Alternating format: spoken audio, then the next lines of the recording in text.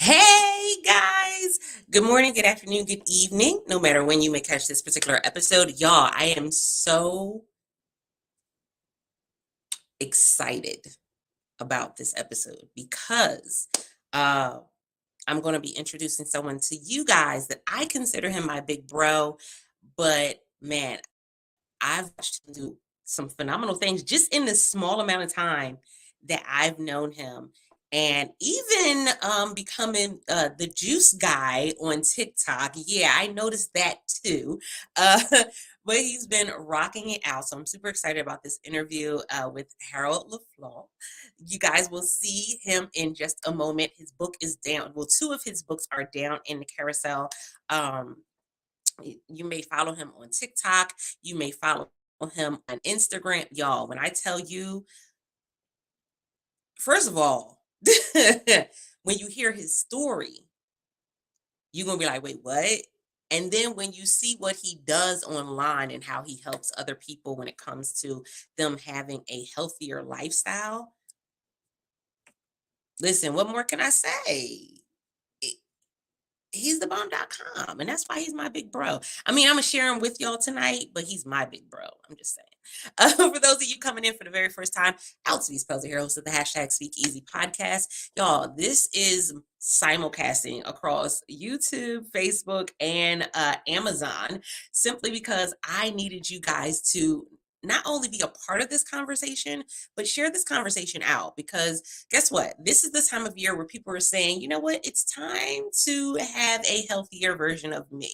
It's time to step into some healthier habits, to kind of step away from, some of the foods that we may have been eating previously.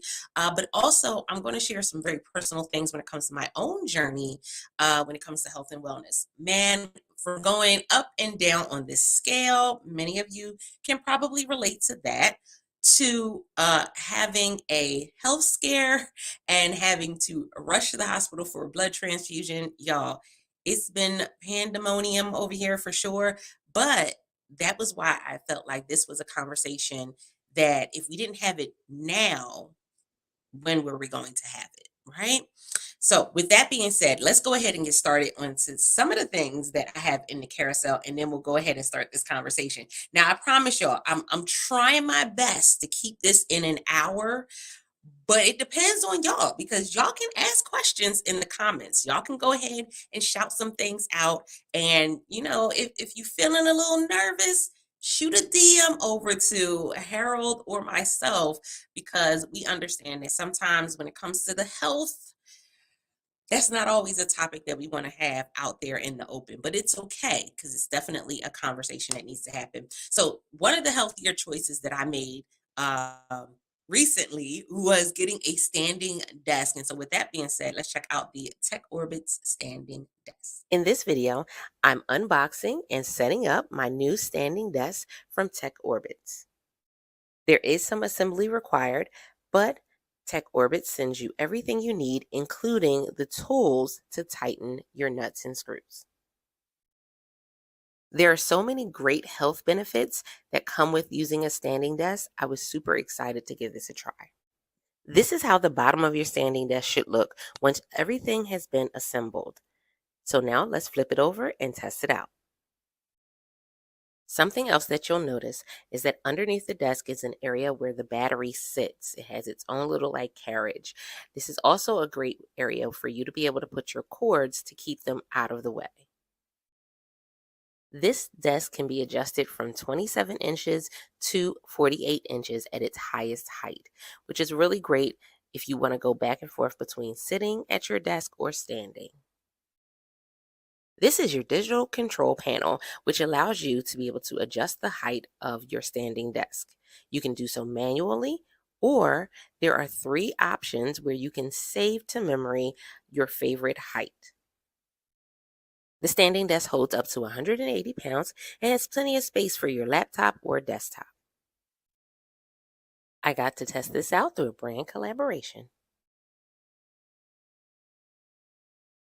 Now, the standing desk has been one of the ways that I have been a little more active when it comes to working in my office. I I have to say, it's very easy to snack and sit down and try to do some things. And especially somebody that's working from home, I had to take baby steps to kind of implement some things. But that's again why this conversation is such a needed one. So before we hop into the rest of the stuff, I'm going to bring my bro into the conversation.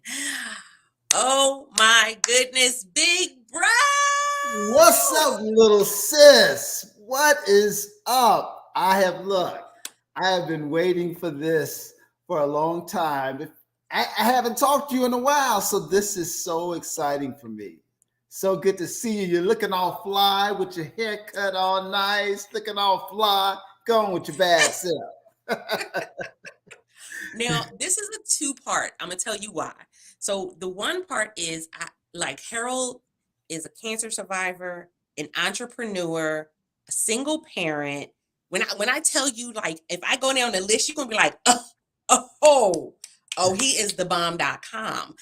But not only that, because I know he's gonna bring you some great information, but I gotta confess, I have like access and I haven't used it. Mm. Y'all, and I know I'm saying this publicly because I know I'm gonna get a whooping, but that's why this conversation needs to happen. And so before we jump into all of that, go, you know what, bro? I need you to tell them a little bit about yourself. Let them know where this all came from.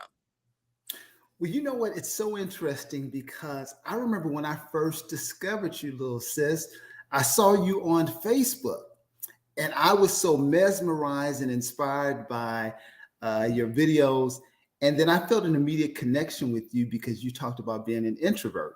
And that's very much who I am. And so I think after watching you for a few months, I think I reached out to you and we were doing an I Am Enough conference. And I was like, I got to have her, come and speak. And I was so nervous about asking you. I'm like, she probably not gonna come. She probably not gonna do this. And you came, and I was so excited. And you just wore the audience out, and you just blessed them like I knew that you would. But just really excited to be here, just to have this conversation about health because it's something that we all are concerned with. Our health and well-being, particularly as we get older, it becomes more important. And I just want to, share my journey and share, some of the things that I've learned. And some of the things that I've learned may go against some of the things that a lot of people have believed and have thought were true. So this is going to be good. Okay, so confession time. In 2021, after a routine visit to my doctor and getting my routine blood work done, I got a phone call from a doctor at 7 in the morning saying, you need to go to the ER and have a blood transfusion. Mm. Scary, scary, scary. Um, as a single mother, it was scary. Uh, just so many things like rushed my mind because my mother actually passed away in her 40s, and I'm currently in my 40s. Mm. And so that was one thing that pulled on that pulled on the heartstrings. And then on top of that, there's a shame that comes with it Mm. because it's like, how did I get?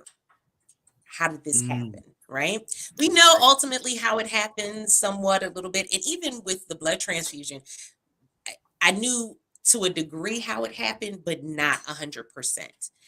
And Right. so there was this shame, there was this anger at myself, but also, yeah, there was a lot of fear. And something that came up, and I know that you can speak to this because you've gone through overcoming cancer. There's this mental thing that we go through. And I wrote it down perfectly. Mm-hmm. It's three parts. It's the battle for life, it's the battle for love, and it's the Mm. battle in our mind. Woo. And that part, because the battle for life is us physically fighting it. It's taking the supplements, it's going to the doctor, it's walking. The battle for love is I don't want to leave my children like this. Right. And then the battle in our head is, are we really strong enough? So I want you to speak to that a little bit, because when we think about cancer, we're seeing so many people deal with cancer, heart disease, diabetes, um, among other things. And it's taking people away from their loved ones. Right. And we're not doing it on purpose, but let's talk about that mental battle that's really going on there. Well, when I was got my diagnosis for cancer back in 2015, it really caught me by surprise, because I thought I was doing all the right things. I thought I was eating healthy, and maybe the reason I thought I was eating healthy is not doesn't make much sense, because I thought just because I wasn't eating pork and I juiced every now and then, I was healthy. And so when I got the diagnosis, um, I was really shocked. And I was shocked because, you never think that this is going to happen to you. Even though cancer, I had several family members that had had cancer. I had had two friends that had died the same year that I was diagnosed with cancer. And I started to not worry about my life and living so much, but I worried about the impact this would have on my son, because I'm a single parent and I'm the only parent that he has. And so I knew that I needed to make sure that when I told him that I was in an okay headspace, because your kids, they can sense your fear, they can hear what you're not saying. And so I knew that I needed to be in a space that I knew I was going to be okay, so that I could make sure that he knew I was going to be okay. And certainly, the idea of possibly dying ran through my mind, because when we hear cancer, that's what we think. Cancer kind of equals death. Um, but I had reconciled that, because I knew that however it turned out, it was a win-win situation. If I left, it was a win. If I stayed, it was a win. And so I really wasn't afraid of dying. I was afraid of leaving my son, though. And it's interesting, because when we get a diagnosis, your mind can take you all kind of places. And we do know that there's a connection between your mind and your body. Your mind can make you have heart palpitations and nothing's wrong with you.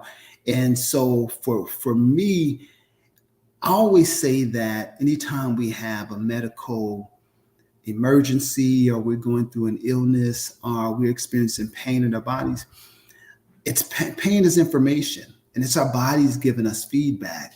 There's something going on that we need to address, something that needs to heal. whether it's emotional, whether it's physical in terms of the stuff we're putting in our bodies. That's all connected. And so for me, and now that, I've gone through that whole cancer experience, I'm able to realize that it really was a blessing in disguise, because what that diagnosis did for me was it helped to disrupt patterns that were passed down, in my family. I always tell people that, a lot of people say certain diseases run in their families. And I say to that, it's not the disease that runs in the family, it's the habits that lead to the diseases. So what cancer did for me was, first of all, it made me look at, okay, what are some of the causes of cancer that we know of? And we know that stress is a big cause, because what it does is it weakens our immune system. So it makes us susceptible to all kinds of diseases and ailments. The environment, our water, there's a lot of toxicity in our water. And then we also know that what we put in our bodies, a lot of the foods that are allowed to be sold in stores are very toxic for the body. And when I understood that, I started to make changes, slowly but surely started to take out things that I knew were toxic, things that I really enjoyed, because I love me some cheese and some ice cream and some pizza. But I know there's a correlation between dairy and cancer. And I think the biggest thing for me was the emotional and mental well-being and stress, because I remember a couple of years right before I got my diagnosis, I was going through the most turmoil I'd ever experienced financially. I was going through a season of loss, and I was really stressed out. Every single day I was worried, because I was losing things. I lost my house. I lost my car. I was losing things. So I was under a lot of stress.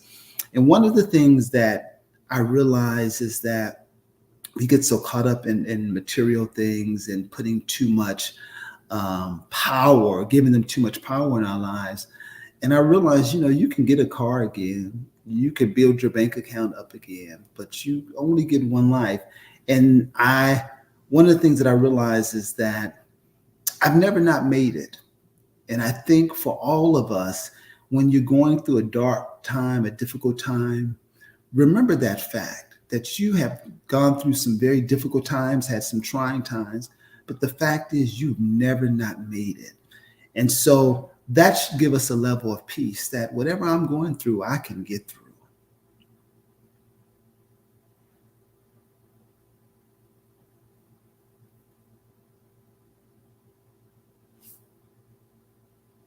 I can't hear you, little sis.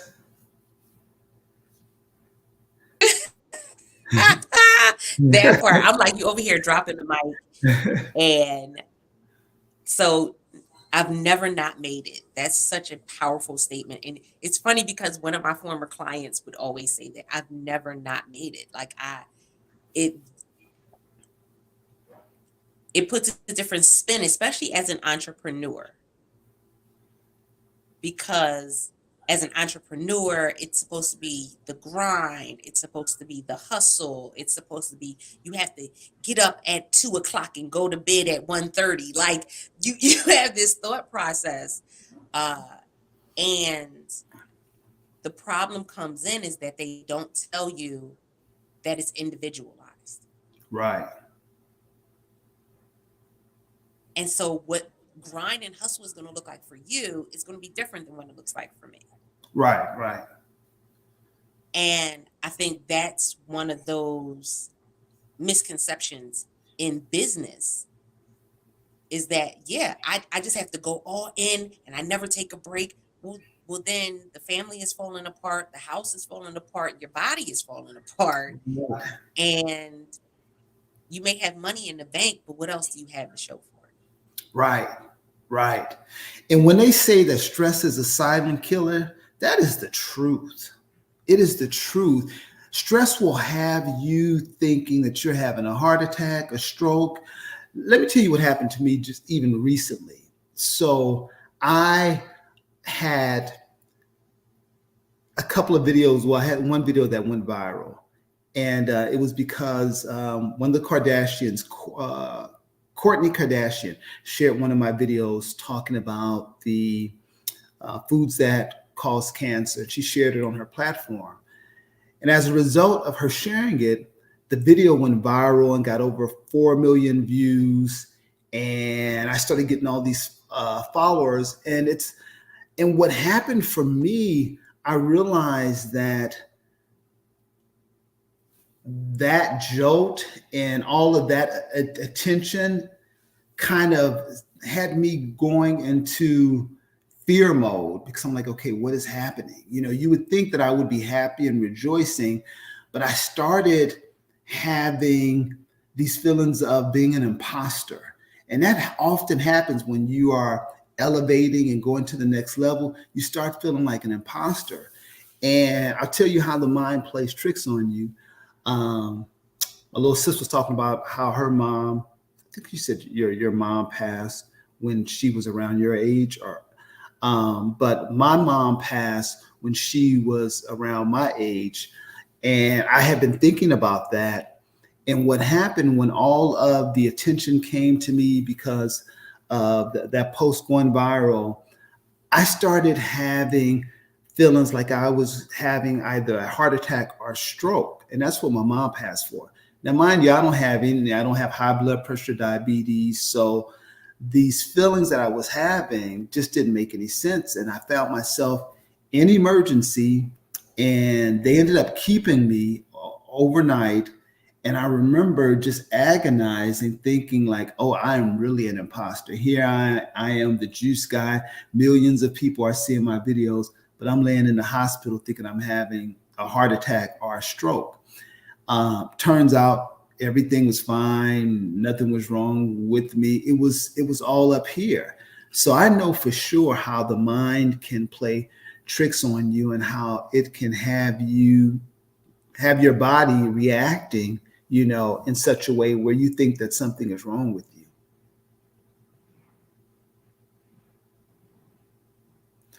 Little sis, I'll be waiting for you. I'm gonna need you to stay here because I'll be waiting for you. I'm like, where's she at? I'm gonna need you to stay here so I can Wait, because see I'm you. sitting here and I was like, as you were talking, because here's one of the misconceptions that people have when it comes to content creators and influencers is that you have it easy. Right. Oh, all you do is ... Right. Oh, but you get to stay home and do ... Right. And so I think one of the things that they forget is that as a content creator, you are the marketing director, the CEO, the CFO, the COO. You are Everything. every part of, you're everything. Whereas in a job, you're just that one piece. Right. And it may be stressful with that one piece, but imagine how much more stress and things that we're carrying when we're everything for our business. Right. That's real. And it's so like that's the thing. What you spoke about is literally what people are like trying to get to. They're trying to get to the viral video. They're trying to get, because the viral video puts us in position for more followers, puts us in position to be monetized. It puts us in position for us to be able to have brand deals. And the thing about that is that's great, but we have to have some key pieces in place, right, to be able to handle it when right. Because it can feel it for me. It felt very overwhelming. You stay there. You said it felt no. That's you said. For me, it felt I had been praying and wanting to grow and expand in that way, but it felt overwhelming, and I felt, this whole journey to health and healing and just truly healing trauma, it's an ongoing journey. It is an ongoing journey. I don't think you ever arrive to a place where, okay, I'm good, I'm healed. No, it's an ongoing journey. And each time you are going to another level and being elevated, stuff is going to come up for you that is important for you to address to be able to handle that next level. And so for me, I'm laying up in that hospital. I'm like, what in the world is going on? How did this happen? And the doctors are like, they ran every kind of test on me. They had me on every test. They EKGs, and they did something to my heart and put me in some kind of machine. And they could not find anything wrong with me. But yet I was having these symptoms that legit, like, I felt like my left side was numb and tingling. And these were signs that my mom had when she passed. And it was scary. And it just really lets me know that the power of the mind. So if we know that the mind can make us have these symptoms where we feel not well, then the mind can also make us feel better, can heal us, can make us feel whole. It can do that as well. And a lot of times we don't think that. We just think that if we go take this pill, everything will be okay. But our bodies are designed to heal. They're designed to heal. But we have to fuel them with the right nutrients. Here's the opposite of it. It's not only is it that our minds can be the ones to bring all of that on, but also our mind we can set our mind to such a position where we overlook things. Right. Because that's the opposite end. That was me. Because literally when I went in, I had to do the EKG, and I'm sitting there and I'm like swinging my feet on the side of the bed, and they're looking at me like, "You're not tired?" Like with the level of blood your blood count was at, you should have been dizzy. You should have been fatigued. Wow. Like you're not showing any of the signs. And I'm sitting there cracking jokes with the nurse and the doctor, and they're looking at me like, okay. They're like shocked, like, what's going on? Yeah. Exactly. They're like, what's going on? Right. And I think that part for me was scary. Right. Because we have so many instances, especially now, celebrities, those athletes who are suddenly dying. Suddenly, young and healthy, right? Young and appearing to be healthy. It's like, and dying. And it's dying. Yeah. And I think, that too was fueling what I was experiencing. I'm like, seeing all these younger people, I'm 55, and I'm seeing all these people 20s and 30s, just time out. Because see, every time you say your age, I'd be like, he lying. Yo, I had to check the ID. When we met in person. When we met in person, I said, I need ID. I can't. I don't trust it. I don't know if that's the hype you telling people, but. No, I was born in 1967. I remember that. I was like, I need to see ID. I can't. I don't know. I think you telling fibs, but we're gonna let it ride. Okay. But go ahead. But I always tell people that healing really is possible. It really is possible. And I think for me, it was about me relearning some things and unlearning some things, because I grew up on chitlins, fried chicken, sweet potato pie, 7-Up cake. All those things were, that was normal at my house. And they were things that I legitimately enjoyed. But you know what, little sis? I never knew what it felt to feel healthy and well, because even though I was used to eating those things, it was only when I started eliminating those things, when I started to feel like my body is supposed to feel, having energy naturally, not having to drink caffeine, not falling asleep after eating a meal, and having clarity, it only was when I stopped eating all of those things that I started to feel like, wait a minute. And I started to notice not only did I felt better, I also looked better. I'm like, because I had always had issues with my skin, and my skin just cleared up. Now by this time, I'm almost 50, and skin is finally cleared up. I'm almost 50, but it's because I changed, what I was eating. And the whole thing for me it was not an overnight process. I know some people, they are able to just say, I'm going cold turkey, I'm not eating this. No, for me, it was about 2 years of just trying different things and eliminating things slowly, and fueling my body with healthier nutrients. Because one of the things that I found is once you start fueling your body with healthier nutrients, a lot of the cravings that we have, they'll start to go away. They'll start to go away because a lot of times we're thinking that we're hungry, and what it is, our bodies are either dehydrated or we're eating calories, but we're not getting nutrition. There's a lot of food that has a whole bunch of calories, but zero nutrition. So your body still thinks that you're hungry because you got calories, but not nutrition. So here's the next piece, and you segued into that perfectly. Something that I remember saying to myself out loud,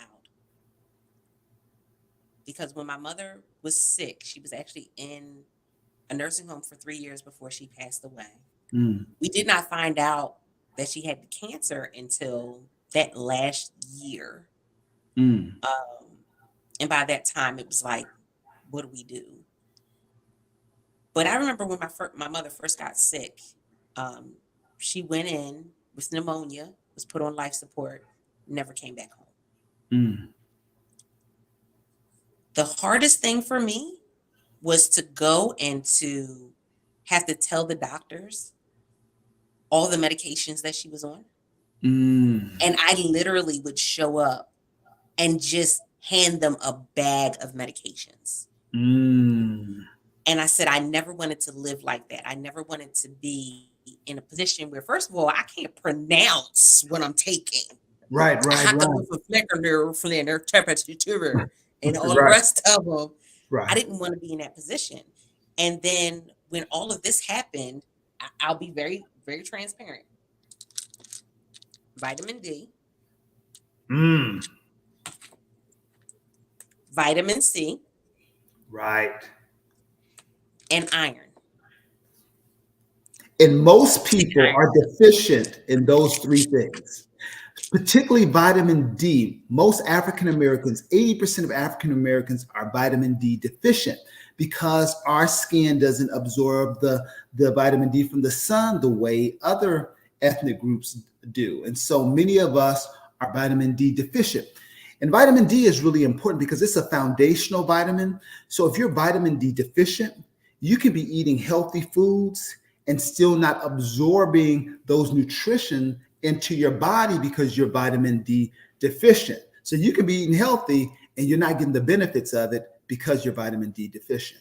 And that's an easy test that you can get at your doctors. And a lot of times we don't know. And that's the biggest piece, because I've never had anybody say you need to be taking vitamin D. And even when we're in school and they talk about, oh, you need vitamin C, they talk about some of the other nutrients, some of the other vitamins, you need vitamin D, but we don't ever really hear vitamin C extent where if you're deficient, that's a bad thing. Right.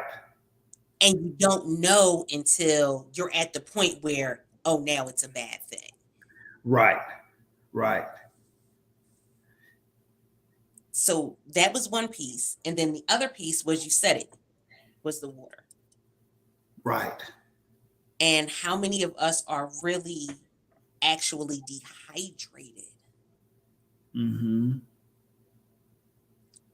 we're not drinking enough water. We're not making water a priority. Because let's be honest, most people will say, I don't like how water tastes. Okay, I'll give you that. Right. And that was me, Lewis. That was me up until I got that diagnosis.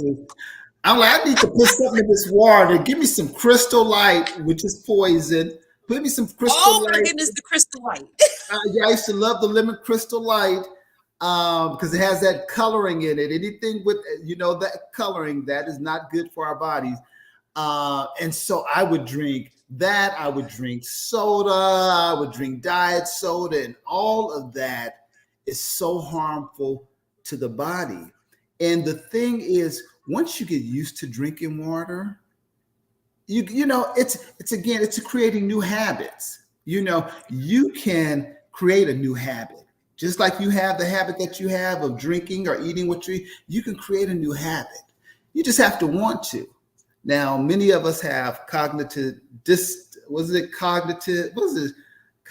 some word where we know the right things that we should be doing, but we will rationalize and want to is it cognitive dissociation? Something like that. I was trying to sound smart. I don't know what it is, but it's a word. But I got you. It's where it's where we really know what we should be doing, but we choose to rationalize and talk ourselves out of it. Like I don't like water.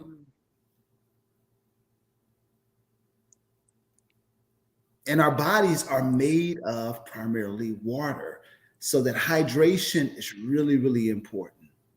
And a lot of people, when you're dehydrated, it throws off your sodium levels, so it could impact your blood pressure. So a lot of times we're popping all these pills just because we're not drinking or eating properly. And it's so interesting that you mentioned that about the pills. I remember your mom with the pills. I remember I was probably in my late 20s, early 30s, and my grandfather came to visit us. And at that time, he probably was in his 70s, and he had a little briefcase.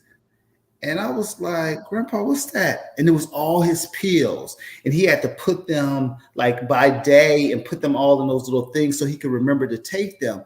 And I remember thinking, I don't want that to be my reality. And what happens, and I was asking him, well, what is this for? He was like, well, I got to take this, for my blood pressure, but then I got to take this because there's a side effect to that pill. So I got to take this to counteract the side effect. So it's like you're taking all of this, all these pills inside. And I'm like, and here's the thing. What I discovered on my journey was that most medical schools, only 20% of medical schools require doctors while they're in medical school to take one course in nutrition. Only 20%. So most schools are not teaching doctors anything about nutrition and how that impacts the body. That they are teaching them about prescriptions and surgery and things like that. So a lot of doctors are just not schooled on, the correlation between nutrition and health. And I didn't know that. I just thought that was crazy. I'm like, they don't even have to study, huh? So that's when I decided that it was so important for me to become my own advocate, because not once did my doctor, when he gave me my diagnosis of cancer, not once did he ask me anything about my stress levels. Not once did he ask me anything about what I was eating, what my diet was like. He didn't ask me anything about that. He just wanted to schedule the surgery. That's all, like we need to schedule the surgery and go from there. And when I tell you, I went ahead and I had the surgery initially. And when I tell you, I had every possible side effect that you can imagine. I had incontinence. I had erectile dysfunction. And when I went to my doctor and I told him this, he was like, oh, no problem. We have a pill for that. And we have a pill for all of that. And I'm like, I knew that would be the beginning of a journey to more sickness. And that's when I decided to start to look up and educate myself on natural ways to heal the body. Now, there was a period where I was wearing Depends because my bladder was just doing its own thing. And I got to tell you, that probably was the hardest thing during that whole experience, was going to the grocery store to buy some Depends. And I was trying to act like I was buying them for some older person, but it was me. I was buying them for me, but I got me some fancy ones. I wasn't getting the regular plain white Depends. I had to get me some fancy ones with some color in it. I said, if I'm going to wear these Depends, I'm going to have me some fancy ones. And so for about a year, I was, wearing Depends while I learned how to allow my body to heal naturally. And it took about a year to heal the incontinence, the erectile dysfunction. I never needed any of those pills.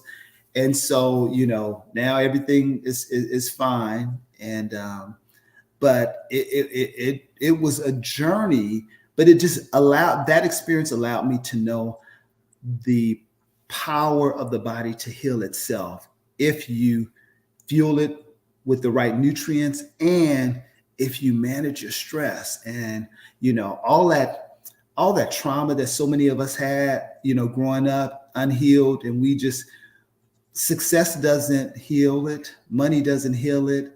And I had a lot of trauma and growing up that I didn't address because that's not what we did in our household. My dad was very abusive toward my mom. And I remember as a kid, probably 7 or 8, hearing my mom beat my mother and putting the pillow over my head, trying to not hear it and trying to pretend like it didn't happen, because the next day I would see my mom with a black eye, but we wouldn't talk about it. And so that was the kind of environment I grew in, where we just didn't talk about stuff. And nobody asked me how I felt. I was scared, and I was angry with my dad for hurting my mom, and I couldn't protect my mom. And I carried that trauma, that I never felt safe. Even when I started my first business, built a multi-million-dollar business, I never felt safe. And I always felt like I had to prove something, because there was this hole in me, always wanting approval and always wanting to feel safe. And I thought that success and money would make me feel safe. And it did not. It did not.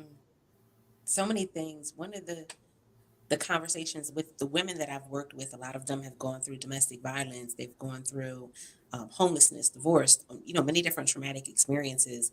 And there was always this thought that whatever happens in this house stays in this house. And unfortunately, when whatever happens in this house stays in this house, then we don't allow ourselves to heal. Right. Because the ones in the house don't know how to heal you. Right.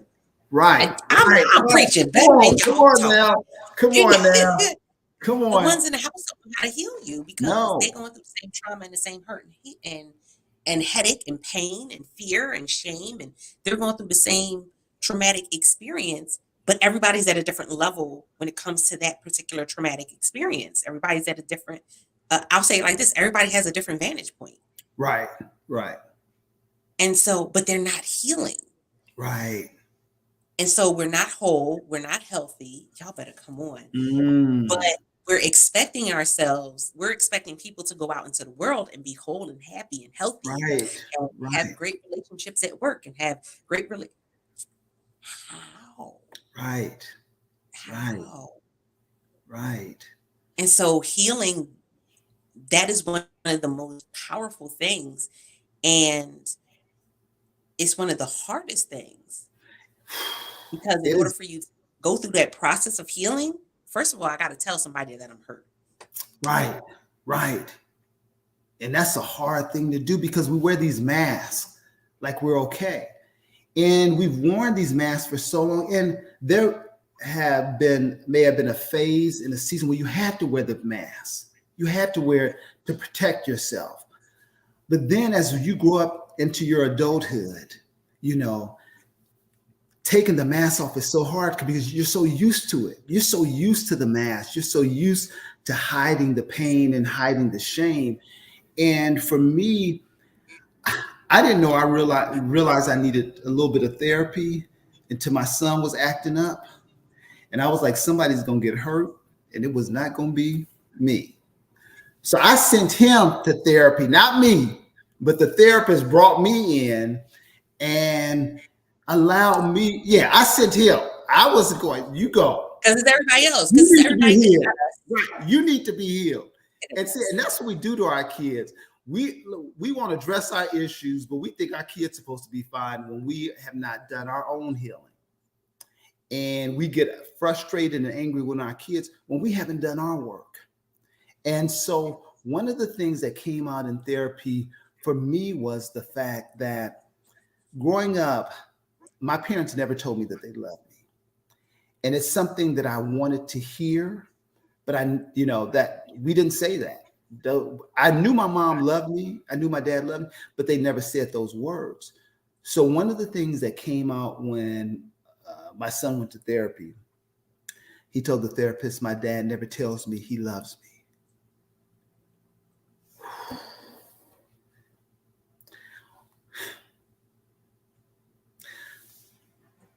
When I heard that, it was so painful because it was the truth that I did not want to hear.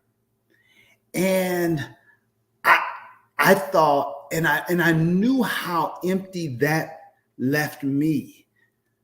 And I should not then have been surprised why he was acting up, because I knew that emptiness. I knew that pain by not hearing those words of validation, because a parent's job is to speak life into their child, to tell them that they can do anything and everything they want to do and become, and to let them know that they are loved.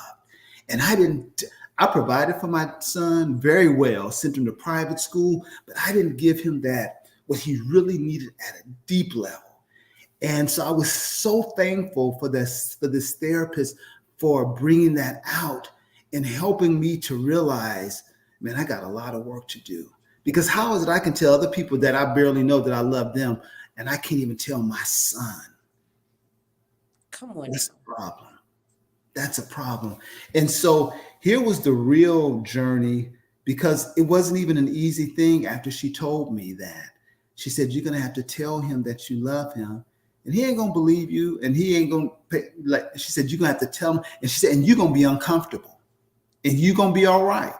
And that's a challenge for many of us. We don't want to be uncomfortable, but you got to be uncomfortable to get to your healing. And so every morning I would drop him off at school and I would say, I love you. And he wouldn't say nothing. He'd hop on the car like, whatever.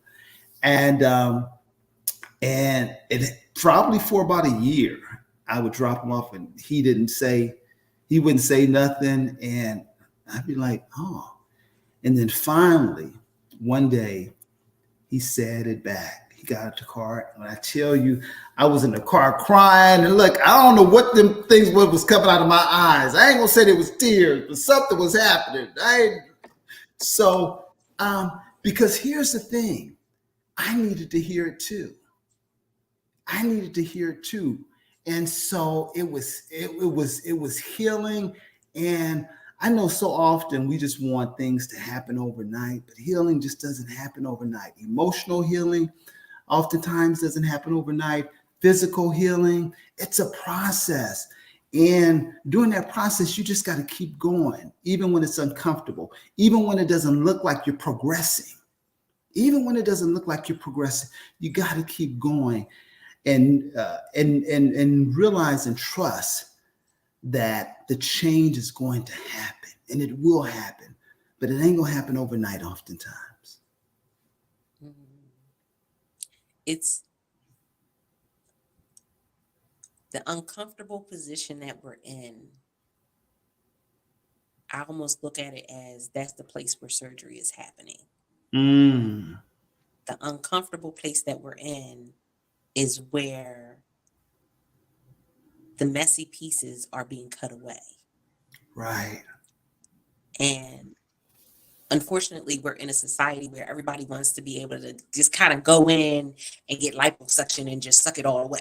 Right? Just suck it all away. And then we don't have to see it. We don't have to pay attention to it. We can close our eyes and just, when we open them, it'll be over with. Right. When we're truly going through healing, that's not how it works. Right. And oftentimes, we often talk about it, you pray asking God to change somebody else, and he works on you. Right. Right. And it doesn't feel well. It doesn't feel good at all. Uh, but Mm. it takes you to a different level. And so this is why I know this is my big bro for real, y'all. This is my big bro. Because for me, once I started having that moment where I started working on myself, Right. every morning when my children left out the home, I told them I loved them. Mm. And there were moments where they was like, all right, crazy lady. Right. What's wrong with her? What's going on with her? What mom over there doing? Like, she all right, y'all? Like, Right. Right. they'll Right. have like a private conversation between them. Y'all, mom Right. good. Right. She all right. Right. What we need to do. But now every time they leave out, I love you. Every Right. time we get off the phone, I love you. Right. And people would look at me and be like, oh, but you've done so much when it comes to your children. And I Mm-hmm. have. But there's still so many other things that we have to do as parents. Right. And it's Right. so much more than just providing a home. It's Right. so much more than providing food, because that's the Right. easy part. That is right. They grow food every day, they build homes every day, they print money every day. That's the Right. easy part. Right. And so I was watching a show, and y'all don't judge my life. So my youngest daughter has me watching K-dramas. Don't judge. And so I found one called Vincenzo. Absolutely loved it. And one of the older women, she said one of the hardest things to do as a parent is to live. And I was like, that's such a Mm. different perspective, because we think we're living for our kids. Right. And some Right. people try to live through their kids, but Right. to just live Mm. so your child has access to you. Right. Right. Mm. Because when we think about that, if you think about that from the perspective of the addict, if you think about it from the perspective of the abuser, if you Mm. think about it from, there's that thought process where they may not have received that understanding that I need to live, and my living directly affects and infects my child. Oof. That's the truth. That is the truth. Because our kids are watching us. They're watching. They may not pay much attention to what we say, but they are watching us, and they're watching our lives and how we how we move. I was just having a conversation with my son today, and I was talking about when I was going through that period of loss a couple of years before cancer, how the car got repossessed, and there was a point we were having to catch the bus to his school. He had never known anything like that. And I was saying to him that, and there was a point that our utility, we didn't have any heat in the house. We didn't have any central heat, so we had to use. We were laughing today about we had to open up the oven to use heat, and we had some little plug up little thing. And I was saying, you never complained. You never complained. And he said, well, I didn't see you complain. I was like, wow. He said, I didn't see you complain, so I didn't complain. And it just lets me know how our kids are paying attention to everything that we do. They may not be paying attention to what we say, but they are definitely watching what we do. Oh yeah. Mm-hmm. And we it's interesting too, because now I'm in a different stage with them all being adults, and so the conversations have shifted, and we can talk about a lot more because they're a little more understanding of things now than when they Right. were children. Mm-hmm. And the conversations are a little like, whew, they're a little tougher sometimes, but man, they're so much more valuable. Yes. Mm-hmm. Like when you, as a parent, when you get to this point, it's like, oh, Right.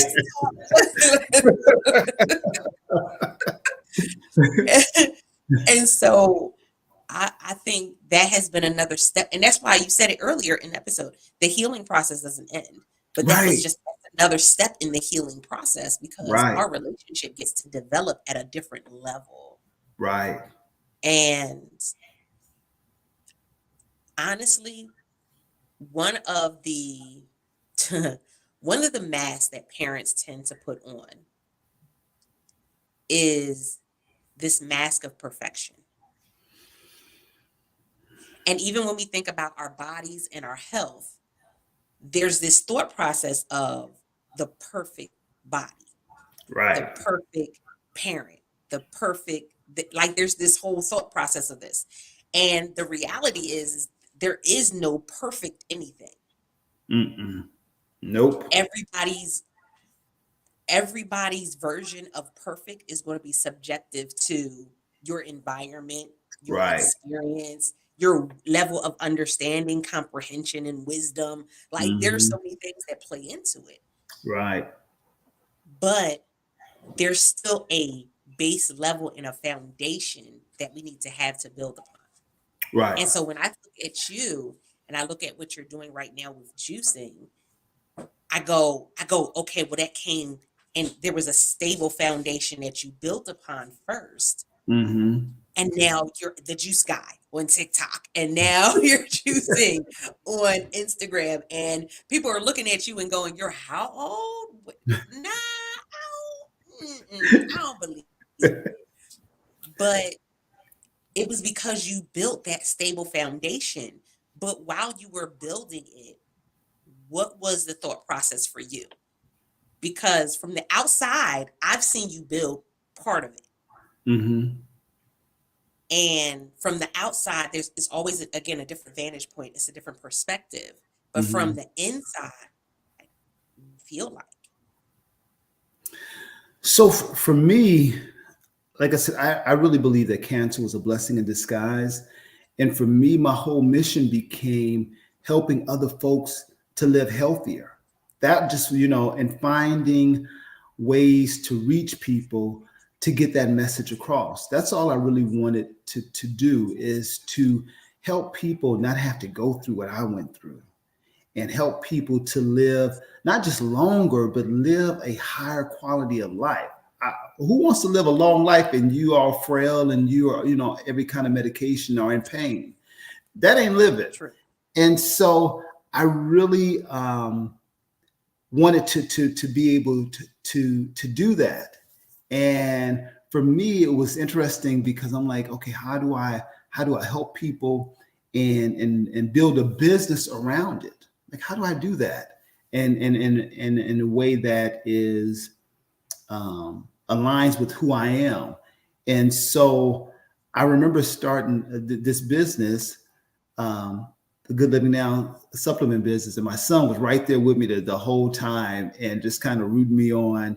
And I was just telling him that I just want to be able to help people to live better, because we deserve that. You deserve to be healthy. You deserve to be healthy, but it requires making different decisions, doing something different. And I don't believe that there are any accidents. I think that everything happens for a reason. It was not by accident that I happened to get cancer. It was not by accident. I had to have that experience so I could be able to touch people. I had to have that experience so I would know what it felt like to be in deep, deep pain for over a year, and to go through everything that I went through so that I could help to encourage somebody else that they could get through, that to remind them that things will get better and things can get better. And I just know that, there are no mistakes. Everything is always in divine order, even when it doesn't look like it and even when it doesn't feel like it. And so I know this to be true. You can get through whatever you're going through. I know it. I'm a living testimony of that. Oh my goodness, y'all. This conversation, I told y'all an hour. Look, we're at the hour mark. And we could go so much further. Like on Amazon, Missy's over there, Sabrina's over there, and we got the very necessary. Yeah, it is a fib. Wow, that is heavy. Hurt people, and so they're going in over there on Amazon, and then we got them over here on Facebook, and I'm pulling them up and putting them on the screen so you guys can see. They are going all the way in with this conversation because it's a conversation that needed to be had. And like I said, I went ahead and had to be transparent. Listen, I haven't done everything I need to do. I'm just doing better. I'm just doing better. But the last piece of it is what's so valuable. And he just spoke to it because I see Harold show up on a regular basis, y'all. Even when it came to me speaking at his event, I saw him show up in such a major way, and the people that he had there, and I was just like, how am I on stage? Hold on.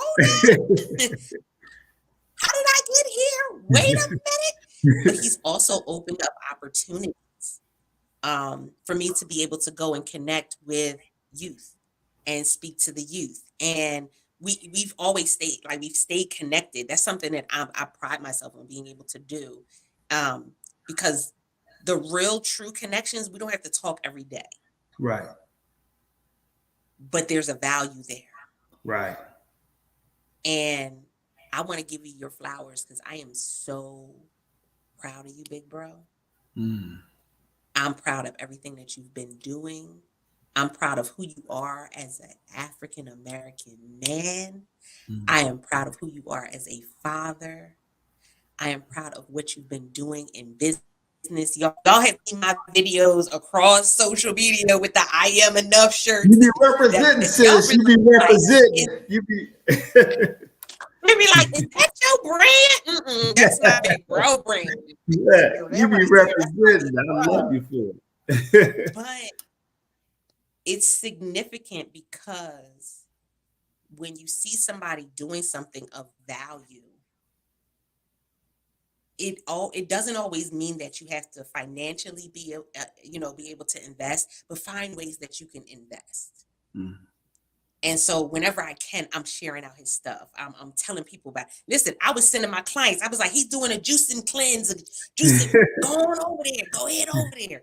And so I had different clients that were like signing up and they've been following you ever since. It's because I see the value in who you are. And I also appreciate like moments like this. Like, I feel like this is a conversation between us and everybody else. They just privy to it right now. We sitting at the dining room table. Right. And they just have their ear to the wall to be able to hear what's happening in the conversation. But this is conversations that is valuable, but also me looking up to you as a big bro. I'm like, that's the example. All right, y'all, I'm not going to get emotional. But that's the example. And I think in a time where we have so many negative examples, we got to shine a light on the positive examples. Right. And so I thank you for being a positive example. Thank you. Thank you, little sis. That means a lot to me because you're a powerful woman. And I have loved seeing your rise, and you always inspire and encourage me. You help me be comfortable with being an introvert. You gave me language for that,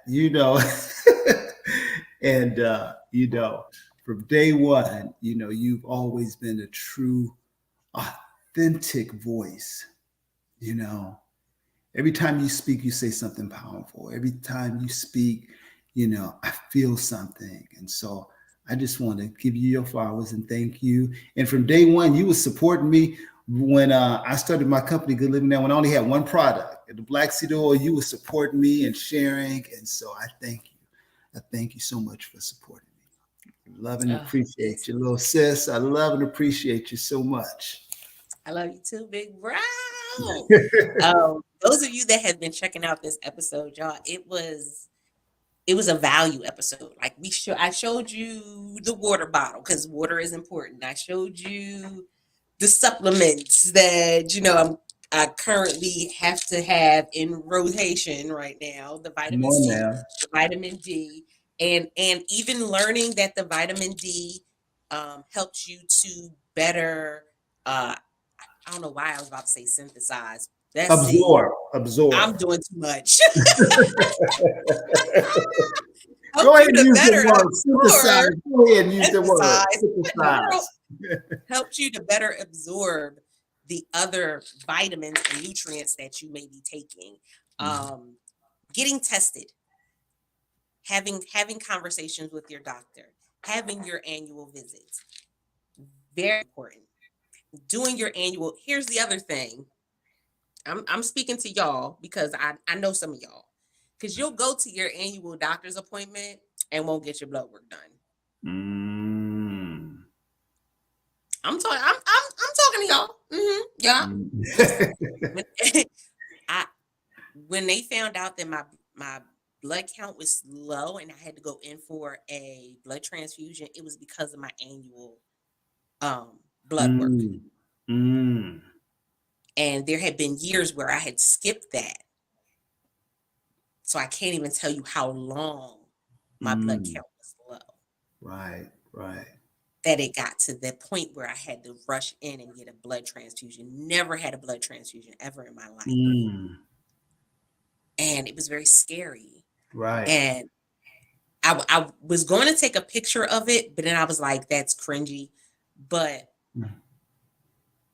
when I got up, I was done and I got up and I looked beside the bed and on the floor was blood. And I almost wanted to cry. But I held it together in that moment because it was like,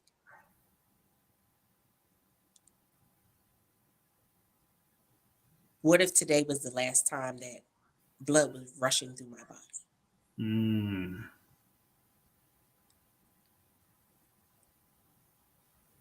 Wow. And so it led to listen, I'll be transparent. I right now, my arm looked like I lost a fight, big bro. I had to get a colonoscopy.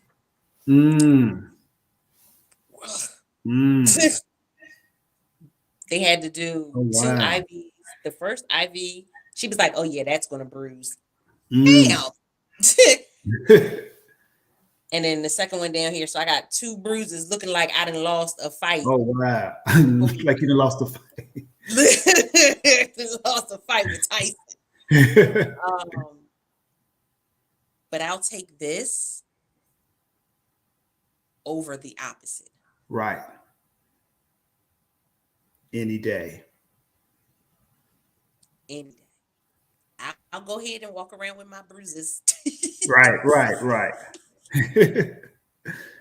As opposed to me going and not knowing. Right. And that's one of the most valuable things. Big bro, let everybody know how they can connect with you, and we're gonna wrap it up. I told him I was gonna keep it at an hour. I'm trying my best. We got to do a part 2 at some point. Oh, definitely. Most definitely. So I'm on TikTok. Yep, my old butt is on TikTok. I was a little nervous about getting on TikTok. I'm like, what is my old butt gonna be doing TikTok? So I'm on TikTok as the Juice Guy. On Instagram, just my name, Harold Leffall. And what else is there? Oh, at YouTube, Good Living Now with Harold.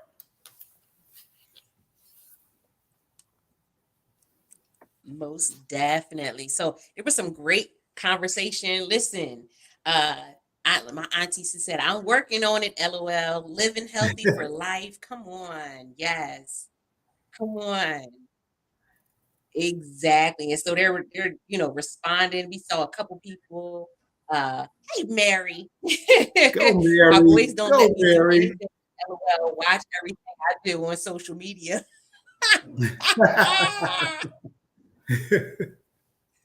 I can understand. I can understand it. Trust me, my kids, and they give me the side eye. They be like, "What you over there, ma'am? You doing too much? Doing too much, ma'am." Mm-mm. They be like, "Run it back, Right. run that back." But make sure that you go ahead and reach out if for no other reason to just see what it is that Harold is doing and share it out with somebody, because there's somebody on your timeline that may need this conversation. There's somebody in your family or friends group that may need something that he's talking about. And when I tell you he be on there juicing, I be like, he juicing what? Is that even a fruit or a vegetable? Just a potato. You see what just a potato? Last year I did a 40-day fast, and I found out certain things were not a fruit that I thought was a fruit, and certain things were not a vegetable that I thought was a vegetable. So I'm completely confused, utterly. But I will say this, you guys, that is one of the reasons why I invested in his book, and he has another one that's coming out soon and very soon. So this is Juicing 101. And here's why, like those of you that follow me on Amazon, I talk about this like religiously. Anytime I do my health is wealth episodes, because I said one of the things that I value is that he didn't just give you a book with a whole bunch of recipes. That wasn't it. So he literally gave you a guide. And when I say a guide, I mean Big Bro broke it down. He broke it down for you like he was your big bro, but he my big bro. Remember, I'm just lending him to y'all from right now. Don't get excited. But when you go into the book, not only does he talk about his healing journey, where he talked a little bit about that in today's episode, but he also talks about the benefits of juicing, what is juicing. He talks about blending versus juicing. Here's one of them that was the most important for me when I got it, was when he talked about the different types of juicers. Right. That was so valuable because I didn't realize that there were multiple. I was like, well, why do we have multiple? What is that? We supposed to just juice, y'all. Listen. And I was so nervous the first time I went to juice that I was just like, let me just throw something in there. And we figured it out on the opposite end. But he really did, like, you could tell he put time into this. He tells you the health benefits of different fruits, the health benefits of different vegetables. Like, he gives you all of the breakdown, even the plant protein, you guys. So it's not just a book of recipes. If you've been thinking, oh, that's what that is. No. This Juicing 101, he's literally breaking down the whole process of juicing from beginning to end. So this is your starter guide. Like, if you've been saying you wanted to do it, this is definitely the guide that can help you through that whole process. And then, like I said, follow him. He does juice cleanses. He talks regularly about the benefits and about different recipes as well. And then he also has, when you connect with him, tell him that you heard him on this interview, y'all. But get into his group. You got to connect with him, though. We're not going to tell you how to get in there right now. You got to connect with him, and then he'll tell you. But he shares all types of things in there as well, and you get that personalized relationship. Not as close as mine, but it's close. It's close. I sound like a little sister right now, right? It's close. Spoiled rotten, y'all. But that was why I went ahead and I invested in this, because it was such a great investment to be able to make, because that's what it's about, y'all. So I appreciate y'all. Thank you again so much, big bro. I am going to allow you guys to see one of the juicers that I've been using, and then we're going to wrap it up. So with that being said, let me go ahead and throw this juicing video on, and then we'll come back and we'll wrap it up. This one is now I found out of the two juicers that I've tried a centrifugal one, and I've tried a masticating one. Come on, you got it. You got it. So the masticating juicer, I prefer that one out of those two. The centrifugal, I felt like it gave more pulp than the masticating one. The masticating one definitely does a better job of breaking it down and separating the pulp. But you'll see what I mean when you see the video. So yeah, check out the video. Okay, check out this masticating juicer from Megawise. It's really simple to use. I love that it's an easy cleanup, and it doesn't give me as much pulp in the actual juice as the centrifugal juicers do. It has the auger worm spiral system, which is a two-part system that helps to extract the most amount of juice from fruit, veggies, or even nuts. The Megawise juicer is dishwasher safe and comes with a small brush to help with cleaning. You'll notice 4 buttons on the side of the juicer. We have reverse, soft, hard, and off. Now, the reverse is for when you are cleaning the juicer. If there is anything that gets stuck, reverse will have it go in the opposite direction to help you clean it out. And then the soft and hard are your options depending on what it is that you are juicing. When using the reverse, you want to make sure that you press the off key first and then hold to make sure it's completely off, and then press and hold the reverse key. It also comes with 2 containers, one for your juice and one for the pulp. Again, this is partially what helps to make it so easy to clean because you're not cleaning the pulp out of the actual machine. They do tell you to use your juicer no more than 20 minutes at a time in order for you to preserve the motor. I tested this out through a brand collaboration. So, y'all, Get your juice on. Get your juice on. I prefer the masticating one, even though I've tried the centrifugal and the masticating.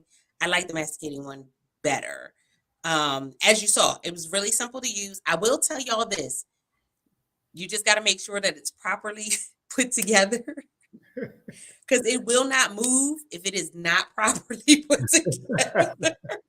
I found that out the hard way. So you want to make sure that all the pieces are properly put together. But once it's put together, it works really well, and it's very easy to clean.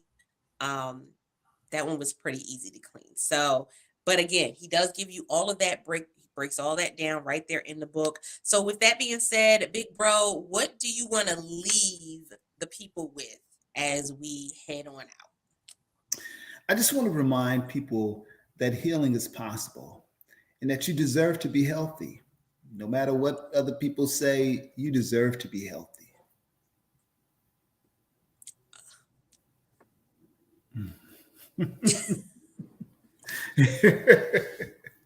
It touched my heart. It touched my heart.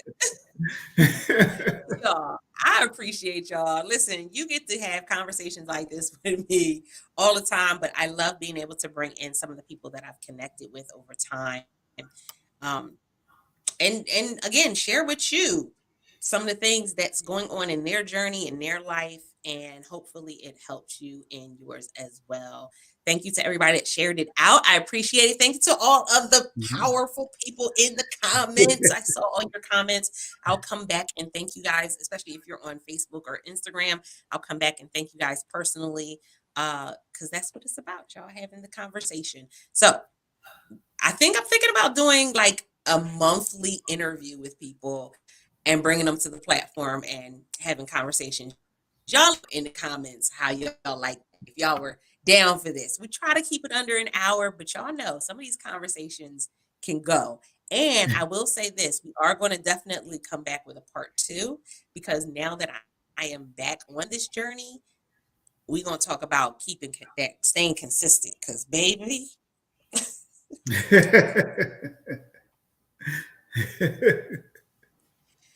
there'll be some days where you just be like, A brownie sounds nice. Be like Donnie McClurkin. We fall down, but we get up.